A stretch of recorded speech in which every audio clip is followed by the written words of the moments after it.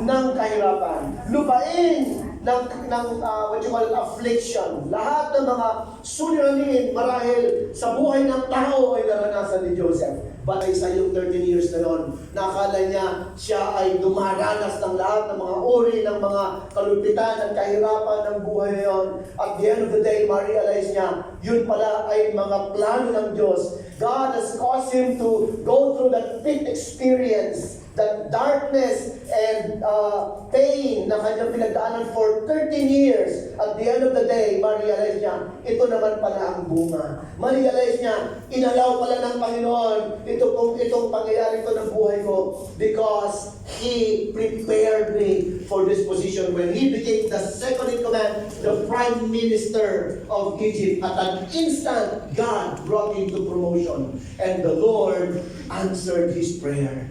The Lord fulfilled His vision and His dreams. Kaya mga kapatid, maganda ang plano ng Diyos sa buhay mo. Sabihin mo sa katabi mo, maganda ang plano ng Diyos sa buhay mo. The same thing with Joseph. Maganda ang plano ng Diyos kay Joseph. But you know, the devil comes only to steal and kill and destroy. He wants to kill your dreams. He wants to kill your plans. Yan ang gawa ng kaaway sa buhay mo. The devil comes only to destroy what your future is, what you have in God. That is what the devil has intended to do to Joseph. Kaya si Joseph, yung mga panahon yun, talagang he wanted to kill. Even his brothers, here comes the dreamer. Let's kill him! Let's kill him! So that we will kill his dreams! Surprise yun, ayun pala yun. Let's kill him! They wanted to kill his dream. Nevertheless, what God has blessed, it cannot be changed. Hello? Amen. What God has blessed, it cannot be changed. Amen. God has blessed your life and it can never be changed. Amen. When you receive Christ as your Lord and Savior, He has blessed your life. And Satan cannot kill your soul. Satan cannot do anything about it. Because why? God will protect you. Amen. Just like what He did to Joseph. And until the promise of God came to pass in the life of Joseph. You know, we can learn Joseph's life in 4 categories, 4 phases. Ano mo? First is Joseph's experience to be loved. How many of you experienced that you have been loved? Hello? Naranasan mo na bang mahalin ka?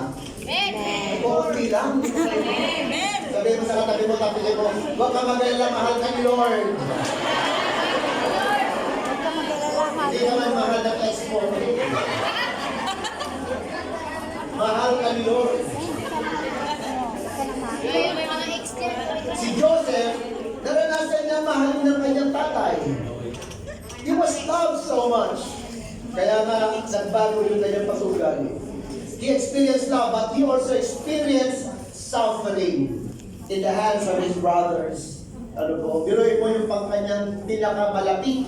Sometimes you don't understand kung sino pa yung pinakamalapit na tao sa'yo. Yun pa ang magdadala ng kasakitan sa iyo. And Joseph was sold as a slave in Egypt. But in Egypt, God has brought him to Egypt so that it will be there, God will fulfill His dreams. Doon pala siya pagpapalain ng Panginoon. And Jesus was raised to the throne, but He humbled Himself and forgave His brothers and reunited with them. Right now, we're going to look at the distinctive character of Joseph. We're going to see Joseph as a matured person. God allows us to go through this suffering so that we may develop in our hearts a perseverance. Persevering character. Meaning to say, whatever comes along your way, you will be able to overcome them. Ano bang problema kaya mong mapagtagumpayan? Ano bang tukso kaya mong mapagtagumpayan? And you will become mature. Sabi ni James, not lacking anything. This is what had happened to the life of Joseph. that developed his character. And now we have come to the concluding part of the life of Joseph. Ano na yung nangyari sa life ni Joseph when he now in a position, when he now received the blessing that God had promised to him. So yan po yung ating pong pag-aaral ngayon. Let's all stand and let us read our text. Basa ko sa Bible, ito yung costume ni Potiphar, ito yung costume ni Joseph, ito yung mga kapatid niya, and it came to life. Ano po, mas lalong nabubuhay sa akin ngayon yung scripture. Now, they do not recognize Joseph because he looks like an Egyptian. Nakita na kayo ng costume ng Egyptian, ano po, yung medyo matalas yung kanyang mukha at yung kanyang costume ay kakaiba, ano po. And this, imagine, is the face of Joseph when he stood with his brothers. At hindi nila siya nakilala. And they're terrified, they're all afraid, ano po, sa kanya. Because he was a man of authority. And besides, he's speaking in Egyptian language. So therefore, hindi na nila talaga siya nakilala. Walang-wala na sa kanilang kaisipan kung sino man itong kanilang kaharap. Then Joseph, sabi niya sa verse 1, could no longer control himself before all his attendants, and he cried out. Sabi niya, have everyone leave my presence. Siguro, gusto nang sumamo, gusto nang magsumamo yung kanyang damdamin. Gusto niya na talagang i-reveal kung sino siya sa kanila. So there was no one left with Joseph. So there's no one with Joseph when he made himself known to his brothers. And in verse 2 it says, and he wept so loudly that the Egyptians heard him. Wow! Ibig sabihin, yung kanyang atungan, yung kanyang pag-iyak, hindi lamang sa Paichike narinig yata sa San Malo.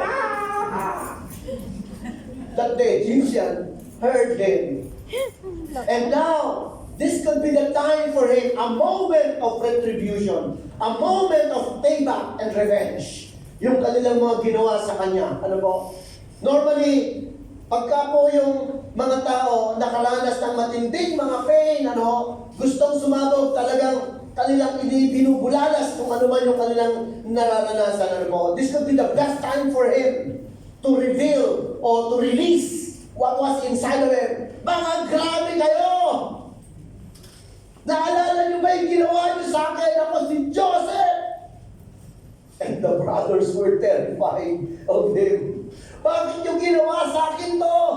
Hindi sila makapaniwala. Yung taong yon ay yung kanilang isa sa kanilang kapatid na kanilang minaltrato.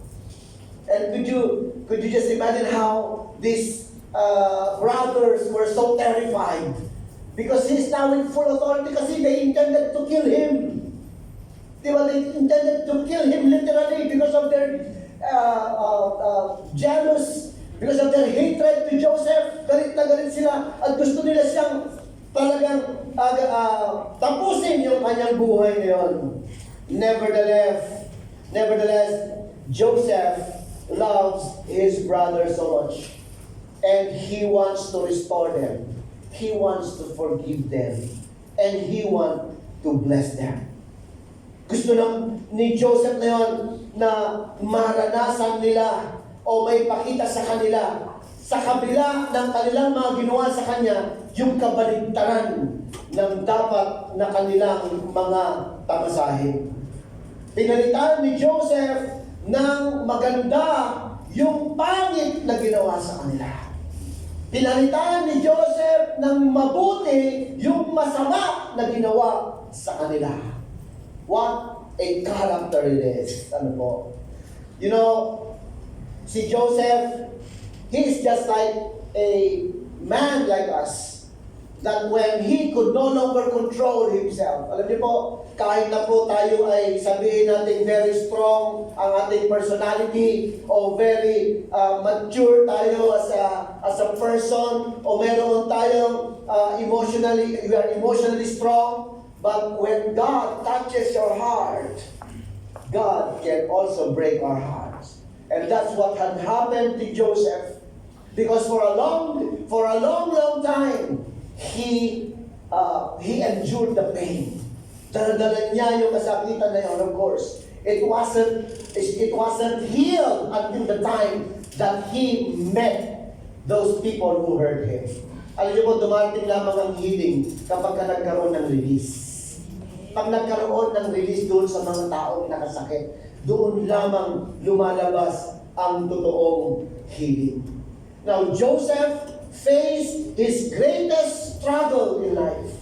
Ang mga tao, ordinaryo, pagka sila nakakaharap ng mga iba't ibang sitwasyon, tinatalikuran na lamang nila yung kanilang mga problema. Hayaan mo na yan. And they just live for another place, another people, yung kanilang mga kasama. Pero si Joseph, he faced his struggle. Ginarap niya kasi pwede siya mag-pretend. He can pretend and he could kill all those brothers that made him this suffering. Pero mas pinili ni Joseph na sila ay pakitaan ng mabuti. And that is the distinctive character of Joseph. Let me share to you 3 distinctive character of Joseph. Number 1 is that he is a man or a person of grace. He is a man of grace in his life, and these people don't deserve to live. They don't deserve to be forgiven. But Joseph was a gracious man. You know, yung word na gracious, in Hebrew word is chen. It is not the word grace. Grace is charis, but the word gracious is chen. It means to favor someone. It also denotes to respond to whatever is agreeable. It means the person doesn't deserve it, but he wanted to give it to that person. He wanted to give favor for that person. Kaya ito pong character ni Joseph that has been built by God was ruled by compassion. Joseph is ruled by compassion. His character is the same with the character of God. Why? Because it was mentioned many times in the Bible that the Lord was with Joseph. It was that phrase that made him compassionate, that made him gracious. Why? Because he was molded into the likeness of God. Alam mo? Kaya nga po, alam niyo po yung word na Christians, hindi lamang po yung title. Christians is of people who have the likeness of Christ.